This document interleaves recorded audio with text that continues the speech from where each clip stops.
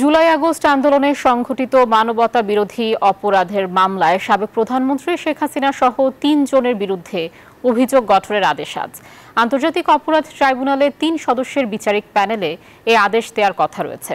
মামলায় বাকি আসামিরা হলেন সাবেক স্বরাষ্ট্রমন্ত্রী আসাদুজ্জামান খান কামাল ও সাবেক আইজিপি চৌধুরী আব্দুল্লাহ আল মামুন। শেখ হাসিনা ও কামাল এখনও পলাতক। গত ৭ জুলাই এ বিষয়ে ওপর স্টেট ডিফেন্সের পক্ষে শুনানি করেন আইনজীবী মোহাম্মদ আমির হোসেন। প্রসিকিউশনের পক্ষে ছিলেন চিফ প্রসিকিউটর মোহাম্মদ তাজুল ইসলাম ও প্রসিকিউটর গাজী এম.এইচ. তামিম। শুনানি শেষে আদেশের জন্য আজকের দিন ঠিক করে ট্রাইব্যুনাল।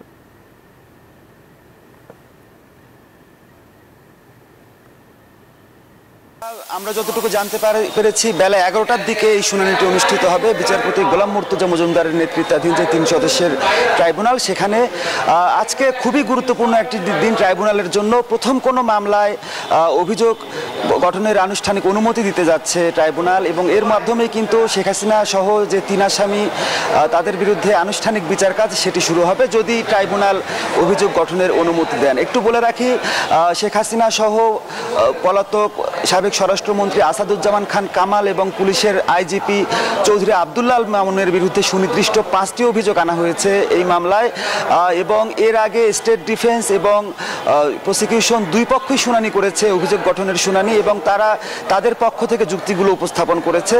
প্রসিকিউশন বলছে শেখ হাসিনা যে মানবতা বিরোধী অপরাধ করেছেন সেটি আজ বিশ্ব স্বীকৃত।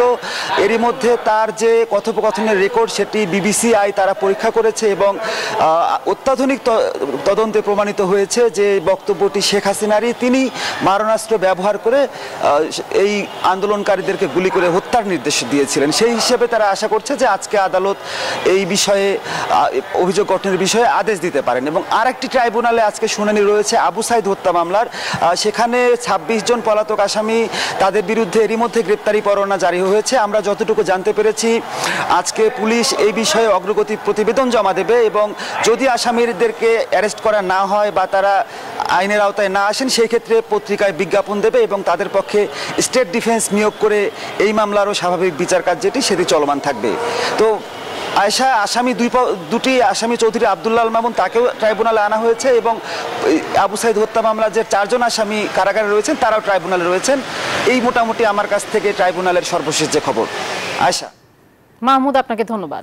বান্ডেল থাকলে প্রতি সেনমানিতে টাকা বাঁচবে। বিকাশ সেনমানি বান্ডেল কিনে জিতুন প্রতি লেনদেনে।